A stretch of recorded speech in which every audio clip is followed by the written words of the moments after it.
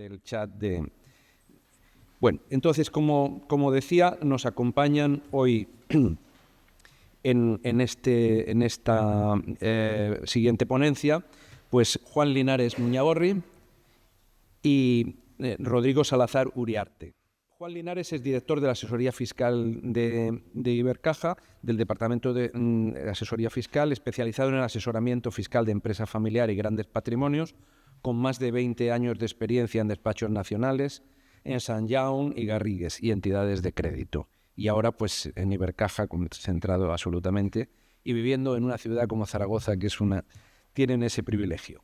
Y Rodrigo Salazar Uriarte es responsable también de la asesoría fiscal y de negocio, especializado en planificación patrimonial, empresa familiar y reestructuraciones empresariales, con 15 años de experiencia en despachos nacionales, en Quatre Casas y en Garrigues, y también en entidades de crédito.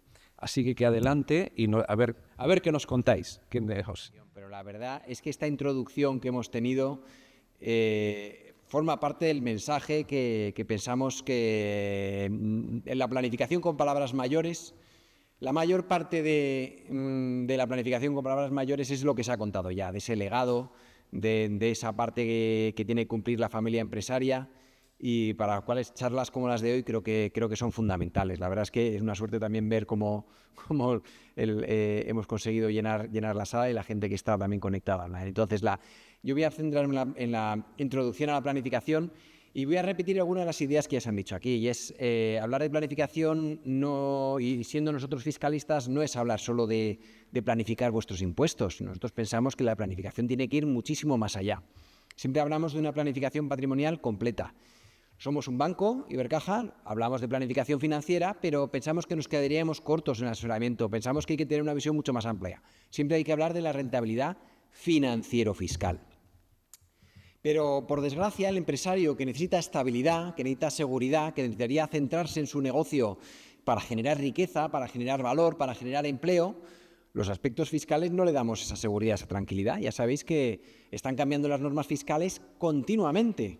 Y no solo hablo de la normativa estatal, Este tema que vamos a hablar es una normativa que está cedida a las comunidades autónomas, incluso hay temas locales, incluso veremos que influye también la normativa de la Unión Europea. Entonces, la fiscalidad, a los fiscalistas que lo cambien continuamente, nos da trabajo, nos da la posibilidad de estar continuamente contando las novedades que hay, pero en realidad lo que tratamos de tener es una estabilidad. Y hoy vamos a hablar de un aspecto fiscal que sí que tiene estabilidad. ¿Por qué? Porque es una normativa impuesta por la Unión Europea. En la Unión Europea se dieron cuenta que la base de la riqueza de la Unión Europea era las familias empresarias, eran los negocios familiares, era más del 70% del PIB de la Unión Europea. Y que si la transmisión de ese patrimonio de la familia empresaria a las siguientes generaciones les hacía tributar, pues al final lo único que iban a conseguir es cargarse la economía europea. Y entonces establecieron unas bases comunes para todos los países de la Unión Europea sobre el régimen de empresa familiar. Y esa estabilidad que no tenemos en muchos aspectos fiscales, sin embargo, de los temas que vamos a hablar hoy, sí que tenemos esa tranquilidad y es un tema importante. Otro punto importante también, y es que la fiscalidad es un aspecto que les preocupa a los empresarios, pero nos cuesta pensar en el largo plazo, y entonces unos puntos importantes, unas ideas importantes que hay que dejar de preocuparse y hay que empezar a ocuparse. Y hoy tener este aforo completo y a todo el mundo pendiente, yo creo que es una... yo creo que vamos por el buen camino, ¿no?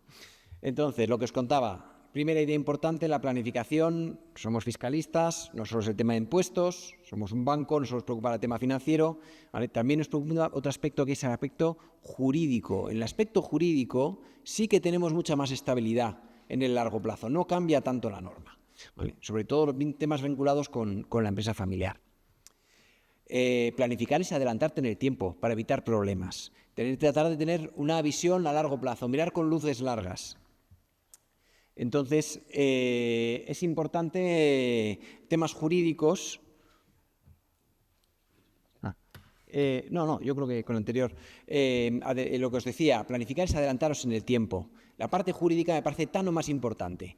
Antes, planificar es evitar problemas futuros. Si me voy a casar, un buen régimen económico matrimonial. Si voy a iniciar un nuevo negocio, un buen pacto de socios que prevea posibles problemas futuros. Si tengo una familia y quiero conseguir que el negocio mantenga las siguientes generaciones el mismo o distinto negocio, ¿no? Que era uno de los aspectos que había comentado también José Ramón, que tiene la posibilidad de cambiar tu negocio a lo largo de los años. Pues un buen protocolo familiar. Entonces, los aspectos jurídicos nos parecen tan importantes. Aquí en Madrid aplicáis el régimen común. Nosotros venimos de una comunidad autónoma que tenemos un derecho foral muy importante. Conocer las especialidades forales, conocer cuál es la norma que aplica a tu régimen económico matrimonial, conocer cuál es la norma si hago una donación, si hago una herencia. Tener conocimiento de todo eso nos parece básico en nuestro banco y por eso nos gusta colaborar con charlas como la que estamos hablando hoy. Entonces, contaba el planificar una visión más amplia, el aspecto jurídico, el aspecto fiscal y el aspecto financiero. Y sois empresarios, tenéis vuestra empresa, pero yo creo que hay que ver un contexto más amplio. Hay que ver también que tenéis un patrimonio financiero y un patrimonio inmobiliario, ¿vale? Entonces, hay que cuidar cada uno de los aspectos. Hoy vamos a hablar más de empresa familiar, pero yo creo que hay que tener ese contexto que tenemos que abrir los ojos, tener una visión más amplia y más en el largo plazo para que todo ese patrimonio empresarial, financiero, inmobiliario que nos ha costado tanto mantenerlo, vamos a tratar de pasarlo a las siguientes generaciones para mantenerlo y en la medida de lo posible incrementarlo. Por lo tanto, para ello, un aspecto que ya se ha hablado previamente, que me parece muy importante, y más de hablar de planificación patrimonial, a mí me gusta hablar de planificación vital. Antes de ponernos a hablar hay que escuchar ese legado empresarial, hay que escuchar a la familia empresaria, hay que ver qué es lo que le preocupa. No todos les preocupa lo mismo, y no a nivel individual, sino también a nivel de familia. Dimos el otro día una charla sobre planificación sucesoria y aquí cada planificación es un mundo, cada familia es un mundo y hay gente que le preocupa cosas distintas. Pues con el ejemplo del tema de sucesiones, pues hay gente que la herencia es un error de cálculo. Dice que ya le he dado bastante con la educación, ese legado, esa manera, esos valores de la familia empresaria, pero que tendrán que ser quien cojan las riendas mis hijos, ¿vale? Tendrán que espabilar y no tienen que esperar a que lo haga todo. Hay otros que les preocupa más la empresa familiar que el patrimonio personal y viceversa. Entonces, primero, antes de ponerse a hablar, hay que escuchar, hay que conocer cuáles son las inquietudes del cliente de manera individual y de toda la familia y establecer una estrategia. Una estrategia que tiene que ser completa, teniendo todo tu patrimonio y todos los impuestos y consistente en el tiempo. Y tengo que tener cintura, tengo que tener capacidad de maniobra, tiene que ser una estrategia que tenga flexibilidad, que me permita adaptarme a los tiempos. A los españoles y a los empresarios también en general, a veces nos cuesta pensar en el largo plazo. Es mucho más sencillo pensar en el corto plazo, pero aquí para la planificación con mayúsculas hay que pensar en largo plazo. Y hay que tener reuniones y charlas como las de hoy que os hagan reflexionar, parar, tener un momento en cuál es mi foto actual, individual y en el contexto. ¿Y qué patrimonio tengo? Y en este contexto, si fijo una estrategia, ¿tengo la situación idónea? Yo no tengo un patrimonio rígido, tengo la capacidad de ir adaptándome. En esa planificación a largo plazo que todos podemos pensar en planificación sucesoria, ojo, en esa visión de luces largas, yo sé a qué foto final quiero tener, pero sé cuál es mi patrimonio actual. Por ejemplo, estamos en plena campaña de renta. Vuestra campaña de renta es un momento ideal, que aunque podáis pensar que estamos hablando de planificación a corto plazo, es un momento ideal para saber mi foto de hoy. Los datos fiscales que os da Hacienda es un momento ideal para saber cuál es mi composición de patrimonio, independientemente de la entidad financiera, Yo tengo todo mi patrimonio y a partir de aquí, en esa planificación a corto plazo, estamos todavía en abril. Nos queda mucho tiempo para planificar, para empezar en el corto plazo, todo lo que me queda de año. El empresario, además, tiene más comodines que otros. Pero en esa planificación a corto plazo tengo que tener en cuenta que en España tenemos unos tipos marginales muy altos. Depende de cada una de las comunidades autónomas, pero el empresario que tiene un sueldo tiene que pensar que está tributando en la parte cara y tenemos que ver cómo conseguimos que ese impacto fiscal en esa rentabilidad financiero-fiscal sea la menor posible. Ojo, que si todo lo que tengo es un sueldo como empresario por mi actividad económica o como directivo de esa empresa, la mitad, lo has dejado entrever antes, pero hay que recordar que más de la mitad del mes estamos trabajando para Hacienda. esa planificación hay que dedicarle tiempo. Y una foto perfecta es la campaña de renta para ver qué es lo que hice el año pasado. Luego os comentará Rodrigo, hay que conocer muy bien cuál es vuestro tipo medio y cuál es vuestro tipo marginal. ¿Por qué? Porque seguramente para la campaña de renta de este año vamos tarde, pero os va a servir para tener una foto completa de lo que hice bien y lo que hice mal. Ahora mismo el empresario que tiene que tener un sueldo, tanto si tiene empresa como si es autónomo, está tributando en tipos máximos y pocos mecanismos tenemos. Pues los planes de pensión es un buen mecanismo cuando estás haciendo aportaciones, pero ya veremos cuando lo rescatas si tengo más comodines de los que luego hablaremos. Este año muchas veces el empresario suele ser un autónomo societario, porque como es dueño de la empresa no puede estar en el régimen general y cuando se jubile seguramente tiene que empezar a planificar qué mecanismos voy a tener para mantener mi nivel de vida, porque claro, seguramente tendrá su sueldo y a futuro igual tiene dividendos de la holding, no de la empresa familiar, pero hay que ver qué mecanismos. Es un buen momento para empezar hoy a plantar ese árbol si no lo planté hace 20 años, ¿vale? Y empezar a pensar también en el largo plazo, ¿vale? Pues tenemos mecanismos, pues pocos nos quedan, aparte de los nuevos planes de autónomos, planes de empresas, seguros, ¿vale? Alquileres, no tenemos que hablar solo del patrimonio financiero, hay que empezar a pensar, en España que nos gusta mucho el ladrillo, hay que empezar a pensar si mi patrimonio inmobiliario le tengo que sacar rentabilidad. Y no todo es rentabilidad financiera, también invertir en tu propia vivienda también me parece importante. El tema es que yo sea capaz de conocer cuál es mi foto, la parte empresarial, la parte financiera y la parte inmobiliaria, y a cada una de ellas le tengo que sacar la rentabilidad en el corto plazo, pero sobre todo en el largo plazo.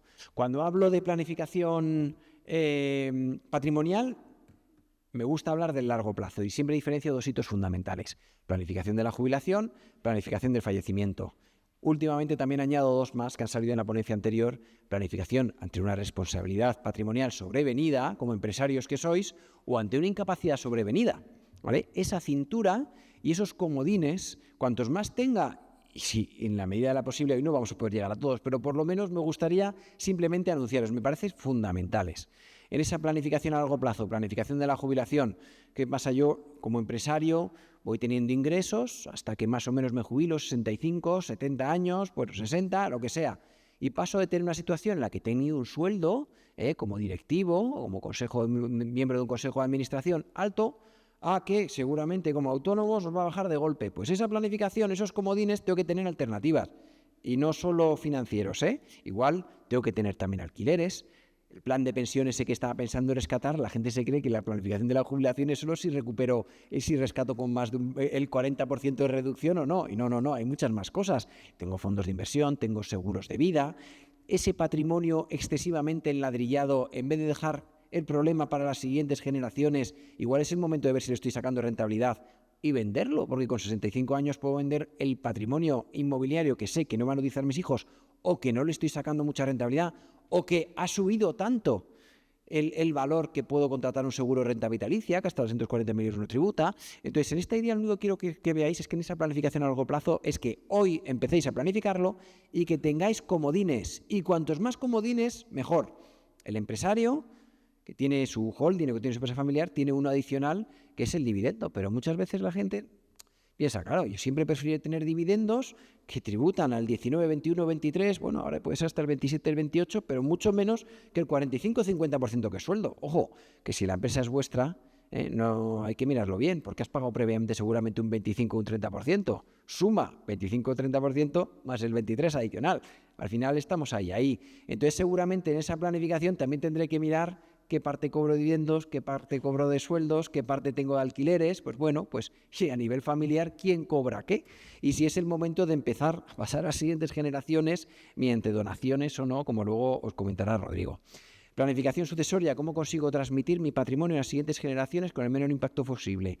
Y no solo hablo de fallecimiento, Esa planificación sucesoria tiene que empezar a hablar de ello hoy, porque igual me planteo hacer una donación en vida, ¿vale? Y empezar a transmitirlo, porque la diferencia entre donaciones y sucesiones es que hoy conozco la normativa aplicable en Madrid, en Aragón o donde sea. Sucesiones, ya veremos luego, es uno de los temas que parece que van a tocar.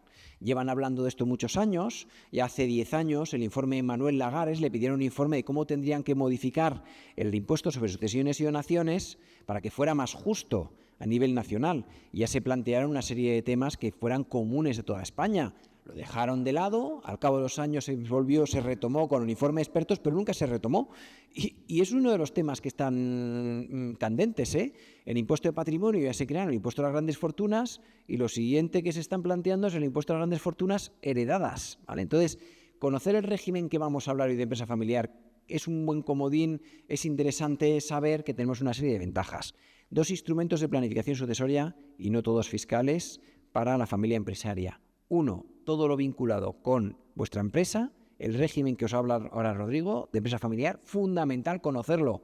Los empresarios madrileños muchas veces se habían olvidado de este régimen porque en Madrid lleva muchos años teniendo una bonificación muy importante del 99% tanto en sucesiones y donaciones. Pero ojo, que ahora vienen curvas, ¿vale? Que es importante conocerlo porque es un régimen impuesto por la Unión Europea que por mucho que cambie a nivel nacional seguramente se podrá mantener. Eso vuestro patrimonio vinculado con vuestra empresa. Vuestro patrimonio personal, el mejor régimen, el mejor instrumento de planificación patrimonial, tener un buen testamento. Hay un estudio que dice que, ¿cuánto era? ¿Un 15%, Rodrigo? Solo un 15% de las personas tienen testamento.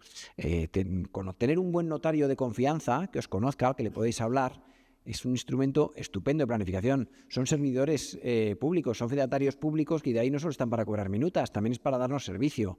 Tener un buen abogado, tener un buen fiscalista, un buen civilista es fundamental, ¿vale? Para conocer todas las ventajas que tiene el régimen que os aplica, que igual no es el que os pensáis, ¿eh? Y los herederos que pensáis que tenéis igual no son los que os pensáis. Hay que conocer la norma. Por lo tanto, antes, cuando trabajaba también en despachos, en Garrigues, Ernst & Young, pensaba que mi misión como fiscalista en este mundo era ahorrar impuestos a los clientes y solo pensaba en deducciones, bonificaciones, compensación de bases negativas, regímenes especiales, del cine, el de I+D, todas estas cosas.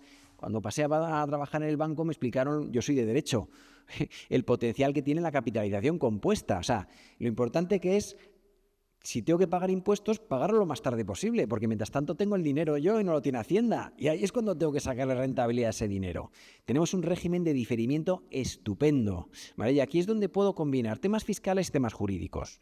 Pues temas como la fiducia o en temas fiscales el régimen de empresas de reducida dimensión, amortizaciones aceleradas, en temas ya financieros, seguros de vida, planes de pensiones, fondos de inversión, me dan la posibilidad de diferir el pago de impuesto, que es tan importante como el ahorro. Y un último punto que también me parece muy importante es el conocimiento de la norma. Muchas veces ya no es un ahorro o diferimiento, es simplemente conocer que tenéis un régimen estupendo. La charla de hoy, conocer el régimen económico matrimonial, conocer cómo aplicarían la donación. Si yo me caso con una persona en Cataluña y me caso allí, pero luego me voy a vivir a Extremadura, o sea, cómo va cambiando la normativa aplicable. Hay que abrir los ojos al empresario. Hay un estudio que dice que más del 50% de los empresarios desconoce el régimen fiscal que le aplica, tanto en la empresa como a nivel individual. Y charlas como las de hoy nos parecen fundamentales para abriros los ojos. Hoy no pensamos que igual podéis acabar con un poco de dolor de cabeza de la cantidad de cosas que os vamos a contar, pero simplemente queremos abriros los ojos, ¿vale? Y recordaros que es importante contar siempre con la ayuda de un tercero, ¿vale? Nosotros, encantado de que contéis con nosotros, pero también un abogado y un buen fiscalista. ¿Por qué? Porque la relación con Hacienda no es una relación entre iguales. Hacienda siempre tiene ventaja con nosotros y tiene ventajas fundamentales. Por un lado, tiene mucha información. Ya sabéis que hay muchos colaboradores con la administración, como pueden ser los bancos, los notarios, los registradores, las empresas. Con el sistema inmediato de información, en 3 días tú echas gasolina en Repsol y Repsol está comunicando esa factura. Y antes no eran capaces de absorber tanta información y transformarla. Ahora sabéis que sí, y no solo a nivel nacional, incluso a nivel internacional. Por lo tanto, ha salido antes la prudencia. La prudencia a nosotros como bancos es lo que nos ha permitido llegar hasta aquí, y la prudencia es lo que trataros de transmitiros, ¿vale? Hay mucha normativa sin salirte fuera del canal y respetando la ley que se puede aprovechar pues, para conseguir esos diferimientos o ese cumplimiento de la norma, ¿vale? Porque Hacienda además tiene una segunda ventaja, que es el tiempo, porque normalmente esa factura que estamos hablando de cuando he echado gasolina no me la va a pedir mañana, o cuando me va a revisar si cumplo los requisitos de empresa familiar no va a ser mañana, va a ser cuando está a punto de no poder hacerlo porque está a punto de prescribir, que son 4 años atrás.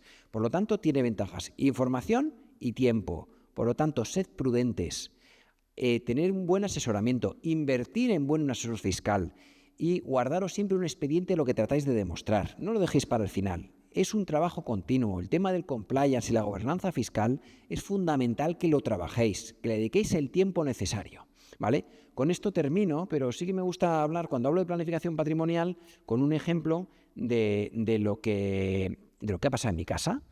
Y es un ejemplo de, pues nosotros en Zaragoza tenemos mucho viento, y mi padre era funcionario, pero le gustaba el tema de los negocios también, e invirtió en molinos, ¿vale? Tenemos ahí, eso es cuando vais con el coche que pasáis por la Muela y estos sitios, pues bueno, pues nosotros tenemos un negocio fotovoltaico, y luego aparte mi madre es farmacéutica y yo tengo 2 hermanas farmacéuticas, pero somos 5. En ese ejemplo de esa planificación completa y lo que nos cuesta el traspaso generacional, por lo menos a la primera generación, porque por ahora no habíamos sido empresarios, los que nos lleváis ventajas porque lleváis distintas generaciones tenéis mucho ganado, pero somos los que tenemos que aprender ahora.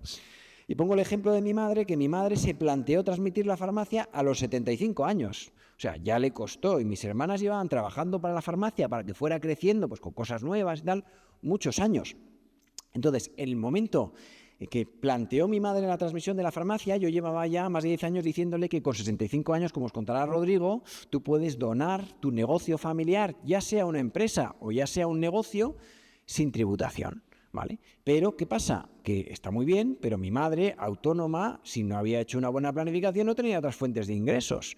Entonces, un ejemplo de planificación es decía, vamos a ver, le puedes donar la farmacia a mis hermanas, pero ¿qué hago yo contigo con 75 años? Mi abuela murió con 97 y espero que mi madre le gane. O sea, y si estamos esperando a que deje de tener estos ingresos, pues bueno, a ver, si le donas ahora la farmacia a mis hermanas, ¿cómo y cuándo vas a igualarlos al resto de los 3 hermanos que no somos farmacéuticos? Seguramente, si espero yo a heredar a que me igualen herencia, iré yo con alcayata, ¿no? Como decimos ahí en Aragón. Entonces, hay esa planificación completa de las distintas generaciones, pues tenemos que tener diferentes instrumentos. Pues, por ejemplo, lo que planteé ahí, ¿cuánto nos podías donar al resto de los hermanos que no supusiera que te permitiera vivir perfectamente a mis padres con otros comodines, ¿vale?, adicionales, y que tu nivel de vida que tienes actual lo puedas mantener a lo largo de los años y ojalá le gane? Pues vamos a tener otros comodines. Pues, por ejemplo, les planteaba, dona la farmacia, igualanos algo al resto de los hermanos, pero quédate el inmueble local en propiedad. ¿Por qué? Porque hasta ahora habías tenido un tipo de tributación altísimo como farmacéutica y ahora no vas a tener ingresos. Tenía su plan de pensiones, pero había que buscar alternativas. Pues una alternativa es que tenga un ingreso por arrendamiento. Mi madre tiene un tipo marginal mucho más bajo, mis hermanas, como dueñas de la farmacia, van a tener un tipo mucho más alto en su IRPF, pero el gasto de alquiler va a ser deducible y se van a ahorrar, como luego veréis, del tramo más alto. Entonces ya veis que al final tienes esa planificación completa, tienes que andar combinándolo. Todo eso también combinado con que teníamos una empresa a nivel familiar, que repartíamos dividendos, pero que mis padres tenían la mayoría. Pues bien, en Aragón tenemos una cosa que son las herencias en vida, que son los pactos de presente. Son pactos sucesorios que hay que aprovechar de la normativa foral, que te permiten hacer una especie de herencia en vida e ir transmitiendo a las siguientes generaciones. Lo pongo simplemente como ejemplo, que ya veis una combinación de elementos de familiares con distintos negocios, con distinta situación personal cada uno de ellos, y me preocupan todas las generaciones. Me preocupa la generación de mis padres, pero también me preocupa la mía, y ver qué necesidades vamos a tener cada uno a lo largo de los tiempos. Con esto, ¿vale?, le dejo ya a Rodrigo que continúe ya con los aspectos fiscales más importantes. Perfecto. Hola, buenos días a todos. Encantado de estar aquí con vosotros. Muchas gracias, Juan. Me voy a saltar esta parte por ver cómo vamos un poco de tiempo. Bueno, ya os ha anticipado antes, Elena, un poco los datos de la empresa familiar, ¿no? Su capacidad de atraer empleo, de generar riqueza, de generar Producto Interior Bruto. Son empresas innovadoras que reinvierten, que además crean una serie de intangibles, como pueden ser valores, responsabilidades, ¿no? Y esto, pues como ya lo anticipado antes Juan, hay un consenso a nivel europeo de que hay que proteger estas empresas porque son las que, ¿no?, las que sostienen el país, ¿no? Con lo que, bueno, parafraseando aquí uno de los juristas ilustres aragoneses, que viene a decir que sin libertad y sin seguridad jurídica no hay progreso. Bueno, pues tenemos, ¿no?, un paraguas buenísimo para una de las goteras más importantes, ¿no?, que hablaba antes José Ramón, de la familia empresaria, que son los impuestos. Pues tenemos un paraguas buenísimo, que es el régimen de empresa familiar, ¿vale? Que nos va a dar esa seguridad jurídica porque, bueno, pues hay un consenso a nivel europeo de que hay que proteger a estas empresas y esto, en principio, debería ser inamovible, ¿no? No como otras cosas que, como madrileños, os habrá pasado. Ahí viene el impuesto a las grandes fortunas, el impuesto del patrimonio llevaba 15 años dormido en la Comunidad de Madrid, y bueno, pues el gobierno, ¿no? que tenemos se ha reinstaurado, ¿no?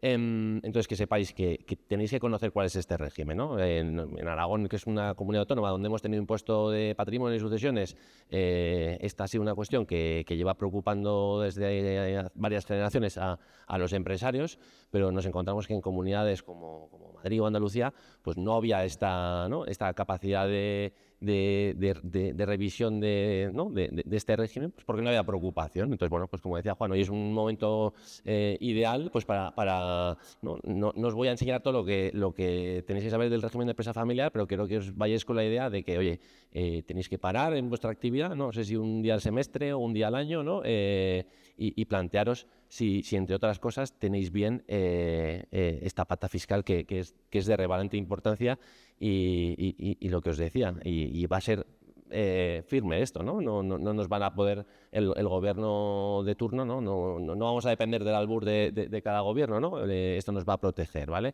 Y nos va a permitir, pues, no pagar, ¿no? en exceso por ese legado que hemos construido y que hemos enriquecido, ¿no? A través de los impuestos por tener, que son el impuesto sobre el patrimonio y el impuesto a las grandes fortunas, y por traspasar, ¿no? Ese legado a las siguientes generaciones a través del impuesto sobre sucesiones y donaciones, ¿vale? Entonces, lo que creo que os quede claro es que, oye, si estoy bajo el paraguas de este régimen de empresa familiar, mi empresa, el valor de mi empresa va a estar exento de patrimonio, ¿vale? No voy a pagar en el impuesto sobre el patrimonio sobre ese valor, y el día que transmita ese legado a la siguiente generación, pues pagaré un impuesto muy bonificado, ¿no? En el caso de la Comunidad de Madrid, la bonificación alcanzará hasta el 99%, o sea, hasta el 95%, con independencia de la bonificación que tenemos a día de hoy de padres a hijos directos, ¿no? Del 99% o del 25% en el caso de tíos y hermanos. Entonces, que sepáis, esto es un instrumento muy potente, hay un ahorro muy potente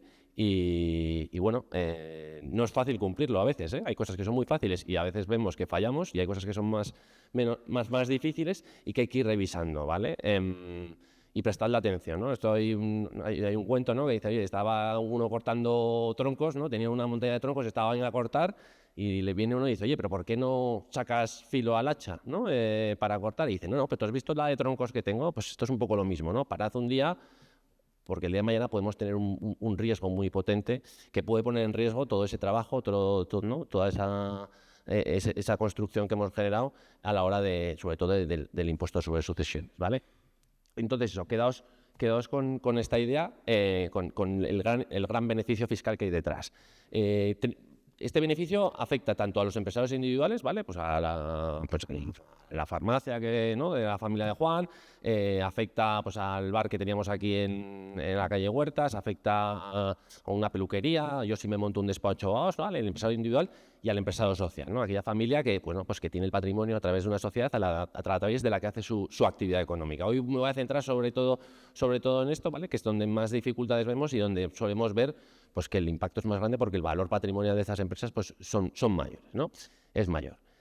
Entonces, la primera idea con la que os tenéis que quedar claro, ¿no? Yo seguro que hablo con José Ramón, le pregunto, oye, ¿tú eres una familia empresaria? Y me va a decir, sí, mi familia es empresaria, me vas a contar a mí, somos unos empresarios como la copa de un pino, y yo así lo creo también.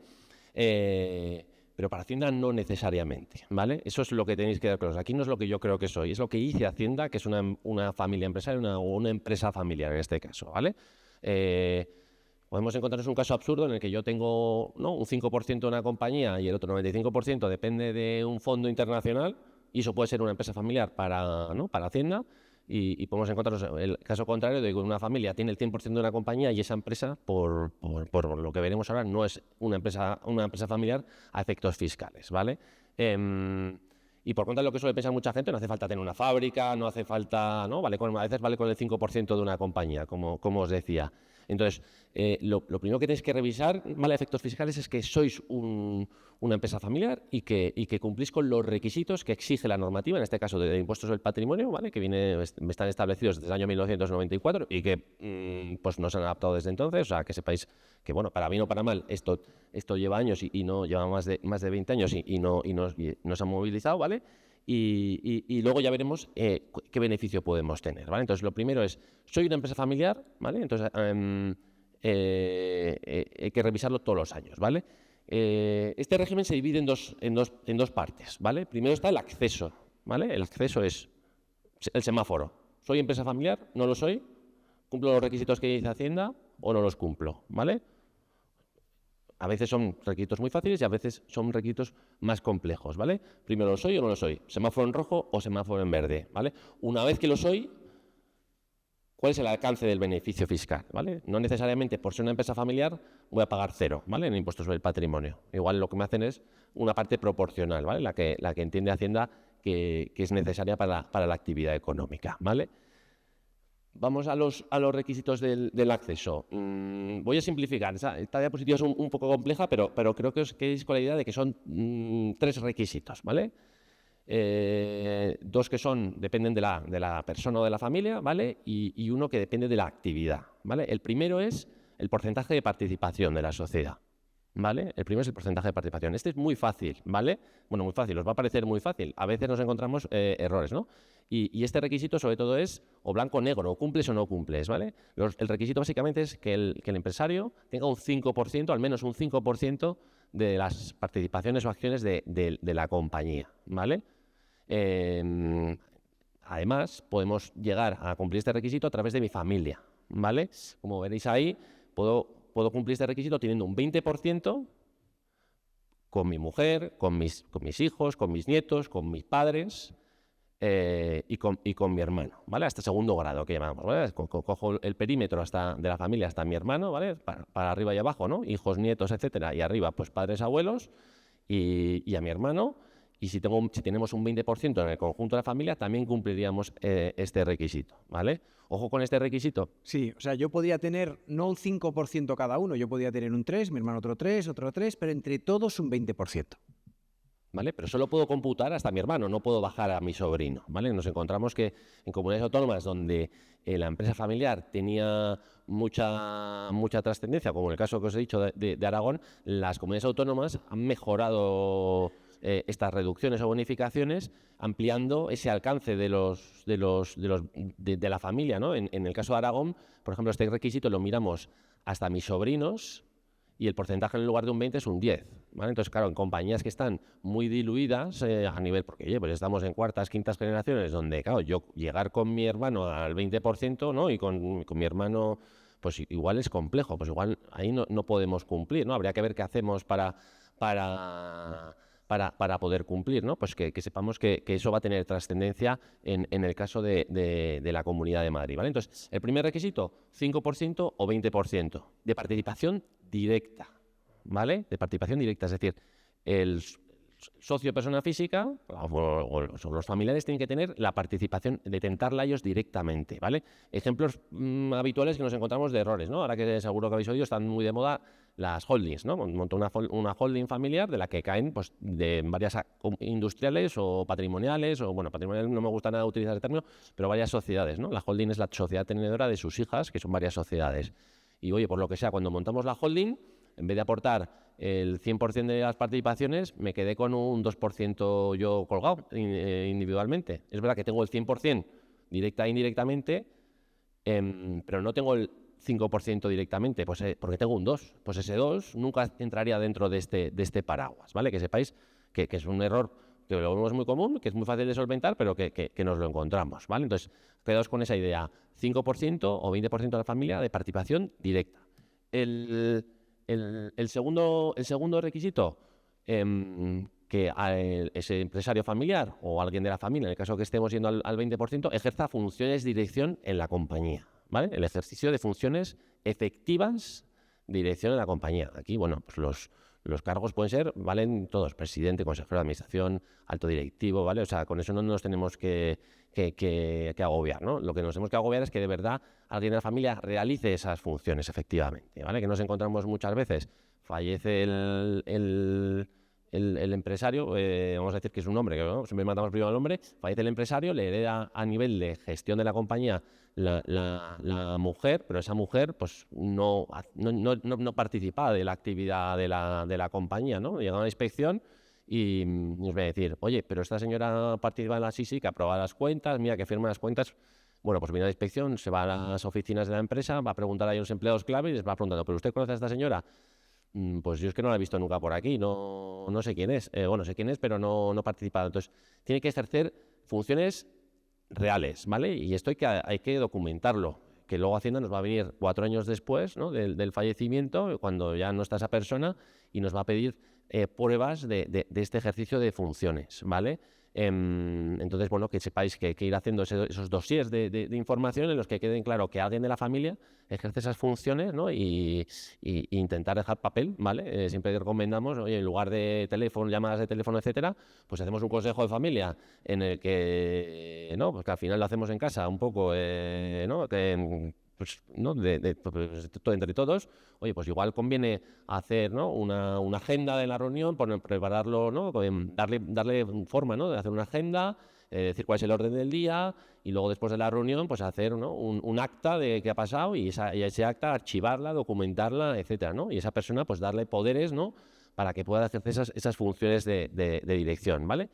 Y además de ejercer estas funciones, ¿vale?, tiene que cobrar más del 50% de sus retribuciones del trabajo y actividades económicas, ¿vale? Es decir, su principal fuente de renta, de trabajo o actividades económicas, ya no meto aquí alquileres, etcétera, o productos financieros, su principal fuente de renta pues como empleado por cuenta propia o por cuenta ajena, tiene que venir de esta compañía, ¿vale? Muchas veces nos encontramos con errores tontos, ¿no? Porque al final esto es una cuenta matemática. Te cogen la declaración de la renta y te dicen, oye, ¿cuánto has cobrado de tu empresa? 100.000. ¿Y cuánto has cobrado yo qué sé, de tu actividad individual o de otra empresa que, ¿no?, o pues que estoy en una asociación, etcétera, y me pagan? Pues 20.000. Pues vale, has cobrado 100 de 120, estás por encima del 50%, ¿vale? O sea, si haces bien, pero si lo haces mal, no vas a tener escapatoria, ¿vale? Esto es o blanco o negro, cumples o no cumples. Ejemplos que nos encontramos muchas veces, oye, la persona que venía ejerciendo las funciones, que tiene, ¿no?, tiene otros ingresos por otro lado, se baja la nómina, entra en una jubilación activa o una jubilación, empieza a cobrar de la pensión, y nos encontramos muchas veces que la pensión a veces supera o está ahí con la retribución. Pues ojo, que estamos poniendo en riesgo un coste muy, muy alto, ¿vale? Entonces esto hay que revisarlo, sobre todo el año, pero en diciembre, oye, ¿cómo vamos? ¿Dónde han estado tus funciones de dirección, ¿no? El otro día nos encontrábamos con un caso de un bodeguero, ¿no?, que tenía una bodega, y la denominación de origen la había hecho presidente de la denominación, y empezaba a cobrar un sueldo por eso. Pues era un regalo envenenado, porque, ¿no?, oye, qué buena noticia que me han hecho, ¿no?, de la denominación presidente, y encima me van a pagar por hacer estas funciones, y, ojo, ¿cuánto te van a pagar?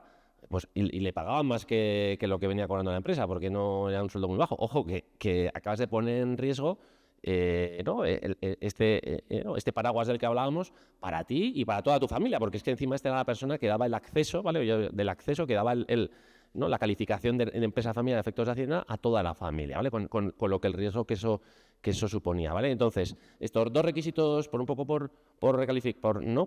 recordar, 5% o 20%, ¿vale? Se mira a nivel, el 5% individual, y el 20% me puedo ir hasta mi hermano, no más allá, ¿vale? Y cada alguien de estas personas, o el que tiene el 5%, o alguien de los que tiene el 20%, bueno, no hace falta tener participación, pero alguien de esa familia, ¿no?, de esas ramas que llamamos, ejerza esas funciones de manera real y efectiva, y que podamos probarlo a Hacienda, ¿vale?, y que por ello cobre más de la mitad de sus retribuciones de trabajo y de actividades económicas, ¿vale? Estos son los fáciles, ¿vale? Pero yo os digo, nos encontramos errores muchas veces, ¿no?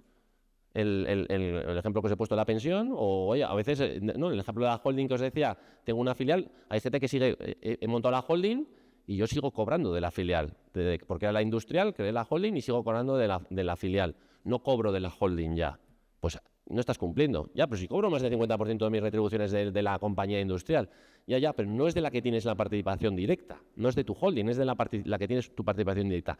No cumples el requisito. Era tan simple como haber cambiado el contrato y haber dicho, oye, pasas a cobrar de la holding, y la holding que refacture tus servicios a la filial, ¿no?, a la industrial, o a todas las industriales que haya debajo, ¿vale? Entonces, que sepáis que aquí nos encontramos siempre con errores, pero que son relativamente fáciles de solventar y de pulir a lo largo del año, ¿vale?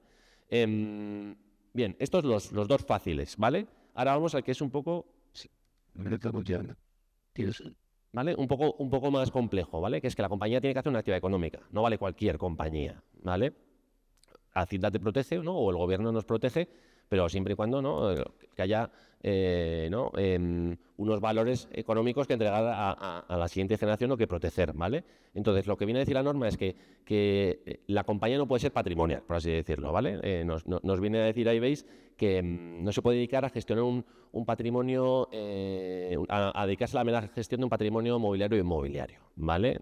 Esta es la parte más compleja, ¿vale? Donde sobre todo nos encontramos, ¿no?, más problemas con la administración en función de las casuísticas que tengamos, ¿vale? De la actividad. Esto sí que hay que revisarlo en el balance año a año, ¿no?, hacer un chequeo de cuál es mi activo y ver dentro de mi activo, partida a partida, qué valores son activos afectos, que llamamos, ¿vale?, que están destinados para utilizarse en la actividad, y qué valores no están afectos a la actividad. Pues un ejemplo básico, si de repente, pues dentro de la compañía me he comprado una vivienda particular, ¿vale?, o tengo la casa de la playa dentro de la sociedad, pues eso para Hacienda no va a ser objeto de protección, ¿vale? Si esa vivienda vale más que el 50% del resto de activos, ojo, que igual estoy comprometiendo el beneficio para la empresa, ¿vale? Aquí simplemente llama la atención que el tener un 5% de una compañía, ¿vale?, pues puede ser bueno a efectos de cumplir el requisito, ¿vale? O sea, a la administración tanto le vale que tú realices la actividad en la propia sociedad, o que tengas una participación en el 5% de una compañía que realice actividades económicas, ¿vale? La cosa que aquí me va a exigir es que yo participe en la gestión de esa filial, ¿vale? No puedo ser una mera tenedora. Tengo que intervenir un poco en el día a día de la filial de la que tengo el 5%, ¿vale? Aquí lo problemático suele ser, por un lado, los inmuebles, que os va a contar la actividad de arrendamiento en un minuto rápidamente, y los productos financieros, que hay muchos asesores te dicen que no vale nada, y no es así. Al final tú tienes que probar que todos tus activos están afectos a tu actividad económica. Muchas veces esos fondos de inversión que tienes, porque tú como empresario tienes que sacar la rentabilidad a todos tus activos, incluidos los financieros, a veces están ignorando una inversión de una maquinaria que has hecho. Es una prueba de afección. O tú tienes un compromiso con tus socios de reparto de un dividendo concreto, y esa política demuestra que tienes que tener una liquidez para ese compromiso de reparto de dividendos, que los tienes que cumplir. O sea, hay una cantidad que no suele ser problemática, que es lo que se llama el fondo de maniobra. Esa liquidez que tú necesitas en tu sector, que no en todos los sectores es la misma, para poder demostrar que en tu día a día necesitas también tener liquidez, y esa liquidez no tiene por qué estar en cuenta corriente, porque tú como empresario tienes que sacarle rentabilidad a todos tus activos. Hay veces que tienes la nave metida en la empresa, y hay otras veces que te has creado una sociedad específica con los inmuebles para limitar el riesgo, y esa nave se alquila a la otra sociedad. Y ahí es donde tenemos el problema con las sociedades dedicadas al arrendamiento de inmuebles, que os voy a contar ahora Rodrigo para terminar. Eso es, aquí que sepáis, cuando tengamos unos inmuebles en alquiler, ¿no?, Hacienda distingue lo que es una mera gestión de una actividad inmobiliaria de lo que es una actividad económica de alquiler inmobiliario, ¿vale? La primera no va a estar protegida, ¿no?, la mera gestión, pero la actividad económica sí que va a estar protegida. ¿Cómo vamos de una a otra? Pues no es tan fácil, ¿vale? El requisito básico que pone la administración es tener una persona contratada, ¿vale? Una persona contratada a jornada completa con contrato laboral, ¿vale? ¿Qué significa esto? Que esta persona tiene que dedicarse solo a esta actividad, ¿vale? O sea, al final lo que viene a exigir Hacienda es: yo quiero que esta actividad sea gestionada por una persona y no se puede dedicar a otra cosa. ¿Qué problema nos encontramos? Que cuando viene Hacienda y dice: oye, yo no quiero que esta persona esté infrautilizada, no necesitas una persona para gestionar dos inmuebles, ¿no? O, por ejemplo, siempre ponemos en el caso, yo tengo aquí la Torre Picasso y tengo en la Torre Picasso a un único inquilino, tengo a Inditex. Claro, tengo un valor, un patrimonial, ¿no?, de todo el edificio muy alto, pero la propia actividad no genera ningún tipo de necesidad de tener a esa persona, porque es un recibo, y seguramente el recibo mensual te lo haga el propio inquilino. Si ese mismo edificio lo tengo dividido en 200, ¿no?, en 200 oficinas, pues claro, 200 oficinas, mover 200 oficinas, gestionar a 200 inquilinos, 200 visitas, etcétera, sí que me exige tener una persona contratada, ¿vale? ¿Dónde está aquí el límite? Si con 8 inmuebles, con 10, con 20, con 30, pues bueno, aquí eso va a depender de la administración de turno. Lo que sí que hay que ser capaz de probar que esta persona se está dedicando exclusivamente a esto, ¿vale? Y que sus 40 horas semanales las empeña en, pues yo qué sé, enseñar pisos, ir a las juntas de propietarios, buscar nuevas inversiones, hablar con los seguros, todo lo que sea esa actividad, ¿vale? Aquí siempre, no vale un portero ¿no? El portero de la casa, no vale el jardinero, no, tiene que dedicarse a esta actividad, ¿vale? Entonces, ojo con los inmuebles y con la inversión inmobiliaria, que cumplís con estos requisitos, pues bueno, puede ser más complejo. Lo mismo, bueno, aquí, bueno, cada actividad tendrá sus circunstancias, ¿no? La actividad promotora, oye, ¿qué pasa si he tenido unos suelos sin mover durante años por la crisis? Pues bueno, ojo con que aquí, pues cómo podemos defender con Hacienda que estemos haciendo esa actividad.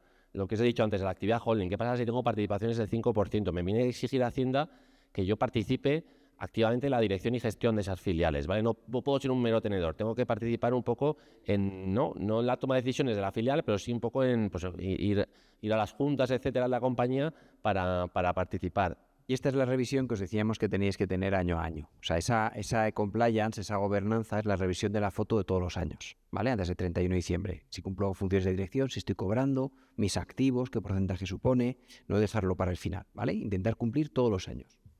¿Vale? Entonces, cuando cumpla todos estos requisitos, que aquí... ¡Ay! ¿Qué me he ido? ¿Vale? Cuando cumpla todos estos requisitos, sería a efectos fiscales una empresa familiar, ¿vale? Aquí, pues lo que hemos dicho, la participación, 5 o 20%, ejercicio de funciones directivas y cobro de retribución por ello, y que la compañía, pues bueno, más del 50% de sus activos se dediquen a actividades empresariales, ¿vale? Entonces tendré derecho a la aplicación de los beneficios, ¿vale? Claro, una vez soy empresa familiar, ay, qué raro ha quedado esto, no, hasta aquí hemos dicho esto del semáforo, ¿vale? El acceso, tengo semáforo en verde, ahora voy a ver cuánto me alcanza el beneficio, ¿vale? Porque no necesariamente el hecho de serlo me va a beneficiar a todo, ¿vale? Aquí lo que ponemos un ejemplo es, oye, tengo una compañía se ha quedado un poco raro, con un total de activo de 2.500, ¿no? De los cuales son afectos 2.000 y 500, ¿no? El ejemplo que ponía antes, tengo la casa de la playa ahí, 500, ¿vale? Y en el patrimonio neto, pues parte de esa casa de 500 la financié, ¿vale? Con 300. Entonces aquí lo que me dice Hacienda es, tengo que ver el valor que suponen los activos afectos, ¿vale? Los 2.000, le resto las deudas afectas, que serían, ¿no? El resto de deuda que tengo, que serían 1.000, y lo divido entre el patrimonio neto, ¿vale? Entonces, como veis, el beneficio no va a alcanzar el 100% de la compañía, va a ser inferior, ¿no? En este mismo ejemplo, si, ¿no? Un poco lo que decía Juan antes, si hubiese financiado la casa toda con deuda, ¿no? Al final, ¿qué ha pasado aquí? Que parte de la casa la he financiado con recursos propios de la compañía, de que ha puesto el socio. Si en el mismo ejemplo la casa lo hubiese financiado con financiación, pues la resta hubiese sido distinta, ¿vale? Hubiese sido... me hubiese permitido ir 2.000 menos 800, ¿no? 1.200, 1.200 en 1.200, 100%, ¿vale? Mismo para que veáis que a veces a la hora de tomar decisiones de financiación e inversión, pues bueno, este régimen puede afectarnos, ¿vale? Entonces, como veíais, ¿vale? El beneficio, sería para patrimonio, estaría exento proporcionalmente. ¿Y dónde está la gracia? En sucesiones y donaciones, una gran gracia, ¿vale? A día de hoy en la Comunidad de Madrid no es un problema, pero bueno, antes ya han anticipado Juan, creemos que lo acabará siendo y hay que prepararse, ¿vale? En sucesiones mortis causa, donde mi heredero sea mi hijo, ¿no? Porque tengo mis descendientes, pues podrían estar bonificadas hasta el 95%, ¿vale? En el caso de que no tenga descendientes, pues este beneficio alcanzaría a mis colaterales, ¿no? De segundo y tercer grado, a mi hermano y a mis sobrinos, ¿vale?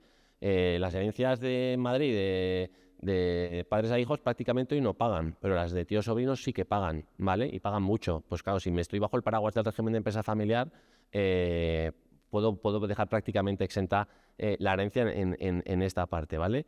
Y me exige una serie de requisitos de mantenimiento, ¿vale? Que lo sepáis, o sea, que no acaba con haber cumplido hasta el día del fallecimiento, sino que tengo que seguir cumpliendo, ¿vale? En el caso de Madrid, otros 5 años.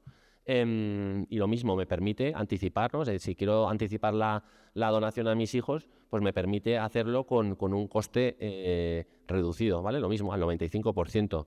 El donante tendrá que tener una serie de requisitos, ¿vale? Que es que sea mayor de 65 años y a la hora de donar tiene que desaparecer un poco de la vida de la empresa, ¿vale? Que esto es la parte más compleja que solemos ver, que el empresario nunca se quiere despegar de la empresa, pues debería de ejercer funciones de dirección y dejar de cobrar por ello, ¿vale? Y habría una serie de obligaciones más complejas todavía que seguir cumpliendo con los requisitos para los herederos, ¿vale? Y en IRPF, que aquí en Madrid lo conocéis, la donación está muy bien porque tiene una bonificación del 99, pero la gente se le olvida que paga el donante como si tuviera una ganancia patrimonial en IRPF. En el régimen de empresa familiar el donante no paga, ¿vale? Pero como yo le explicaba a mis hermanas, cuando mi madre le dona a la farmacia es un regalo envenenado. Ellas lo reciben a valor de mercado, pero heredan el coste de adquisición de mi madre. Y si alguna vez venden la farmacia, su coste de adquisición no es el de la donación, será el coste de adquisición originario. Entonces, sin embargo, en sucesiones, la plusvalía del muerto hace que esa plusvalía latente no tribute. Tú ya lo heredas a valor de mercado. Vale, entonces que sepáis que aquí tenéis un impacto. Entonces bueno, pues solo os voy a anticipar solo sucesiones, ¿vale? Aunque, bueno, aquí habría en patrimonio eso, que sepáis la protección del régimen de empresa familiar, que hoy os va a proteger para el impuesto del patrimonio, que desde el año pasado, ¿no? O sea, con efectos este mismo junio, va a tener que abonarse en la Comunidad de Madrid. Pues bueno, la empresa familiar va a poder estar cubierta siempre y cuando cumplamos estos requisitos. En otro caso, no, ¿vale? Con el beneficio que ello puede suponer, ¿vale? Que lo sepáis. Y me voy a ir a sucesiones y donaciones, que es bueno, ya sabéis lo que ha pasado con Grandes Fortunas. A vosotros no hace falta que os lo cuente porque lo habéis vivido en el resto de comunidades, se lo tenemos que contar por necesidad, pero la cuestión está en sucesiones y donaciones, ¿vale? A día de hoy Madrid sucesiones y donaciones no es un problema. Cuando hablamos de herencias con colaterales directos, ¿vale? Con descendientes, básicamente, ¿no? Para mis hijos, para mis nietos, está bonificado al 99%. El problema lo encontramos a día de hoy, cuando mi heredero es pues mi hermano o mi sobrino, ¿vale? Que ahí la bonificación pues va a ser parcial, ¿no? Va a llegar solo hasta el 25% en el caso de la comunidad. Entonces, esto es el mayor problema que nos tenemos que proteger, ¿vale? Ya veis, el impuesto sobre sucesiones y donaciones, a partir de 800.000 euros se lleva el 34%, ¿vale? O sea, es decir, que si tengo una empresa que vale 10 millones de euros, si no el día de mañana, cuando puedan reactivar este impuesto, voy a tener que pagar igual una tercera parte, ¿no? Tengo 2 hijos, pues me va a salir un tercer hijo, ¿no? Que va a ser la Comunidad de Madrid. Y tengo un patrimonio que igual no es líquido, que lo tengo todo, ¿no? Hablamos de la empresa familiar, que es que, ¿no? En esa vocación a futuro reinvierte todo en la compañía, ¿no? Que a veces protege el patrimonio empresarial en lugar del personal, ¿no? Y no va a tener dinero para pagar este impuesto. Y aquí hay muchas veces que el empresario confunde bolsillos y se cree, no pasa nada, el dinero lo tengo yo, lo tengo en la empresa. No, que la empresa es distinta que tú, que tu heredero, para coger el dinero de la empresa, tendrá que repartirse un dividendo y pagar esa herencia. Esa es la planificación entre empresa, patrimonio individual, financiero, inmobiliario. Vale, entonces que sepáis que este impuesto puede ser muy gravoso, ¿no? Y además, tenéis que, no os voy a dar ahora un curso del impuesto sobre sucesiones, pero el impuesto sobre sucesiones tiene 2 variables. En principio, la primera es el valor de lo que heredas, ¿no? Si heredo una empresa que vale 10 millones, pues pagaré a partir de 800.000 un 34%. Pero a más, el impuesto tiene en cuenta la relación que hay entre el causante, entre el fallecido y sus herederos, y el patrimonio que tiene ese heredero, ¿vale? Si mi heredero es mi hijo, me voy a ir a grupo 1 o grupo 2. Pero claro, si mi heredero, o sea, mi hijo ya tiene participación en la empresa familiar, por lo que sé, porque ha entrado en ampliaciones de capital, etcétera, y ya tiene más de 4 millones de euros en patrimonio, ese 34 lo voy a multiplicar por 1,2, ¿vale? Con lo que ya no voy a estar hablando de un 34, voy a estar hablando de un 40, ¿vale? Y si no tengo hijos y quienes me van a heredar son mis sobrinos, el coeficiente multiplicador es mucho mayor, ¿vale? Entonces, el riesgo que tenemos hoy en día es el impuesto sobre sucesiones, ¿vale? Muy importante que conozcáis cuándo aplica el impuesto sobre sucesiones en la Comunidad de Madrid. Cuando hablamos de sucesiones es donde haya estado el causante un mayor tiempo en los últimos 5 años, ¿vale? Esa es la regla más básica. Y con donaciones, ojo, que no es igual. En donaciones se mira dónde está el donatario, ¿vale? ¿Dónde está? O sea, si mi hijo lo he mandado a estudiar a Barcelona, por lo que sea, ojo con donarle. Porque no va a aplicar la normativa de la bonificación del 99% de Madrid. Va a aplicar la normativa catalana. Y en Cataluña tienen un tipo fijo, pero tienen un tipo fijo que me va a costar dinero, ¿vale? Y además con el doble agravante que las donaciones, como ha dicho Juan, tienen dos patas. Tienen la pata del que recibe el regalo, que es el impuesto sobre sucesiones y donaciones, y la pata del que lo hace, ¿vale? Que es el IRPF o la plusvalía municipal, si estamos hablando de un inmueble incluso, ¿no? O sea, cuando tú donas se hace la ficción de que estás transmitiendo, ¿vale? Entonces el mensaje un poco aquí es que el impuesto sobre sucesiones es probable que acabe llegando, ¿vale? Y que aquí tenemos una herramienta fantástica para la empresa familiar y que no estar protegidos, pues me atrevería a decir pues que es un gravísimo error, ¿vale? Que hay que revisar esto, hay que parar, ¿no? Y dentro de eso lo que decía Juan, dejar de preocuparse y empezar a ocuparse, pues bueno, hablar con vuestro asesor y hablar de estas cosas, ¿no? Parar un día y aprovechar para comentarlo, porque el beneficio fiscal que vais a tener es muy potente. No perdéis nada por cumplir los requisitos, ¿vale? Y esto me lo voy a dejar ya. Y así que nada, muchas gracias.